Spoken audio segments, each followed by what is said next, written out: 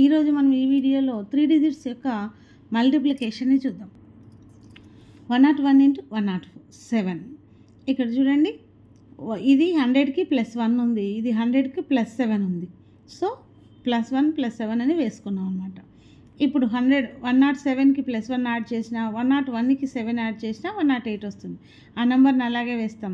ఇప్పుడు ఈ రెండు నెంబర్లని మల్టిప్లై చేస్తాం. 1 × 7 7, 07 అని వేస్తాం. సింగిల్ డిజిట్ అయితే 0 వేసుకోవాలండి. డబల్ డిజిట్ అనుకోండి, అలాగే వేసేస్తాం.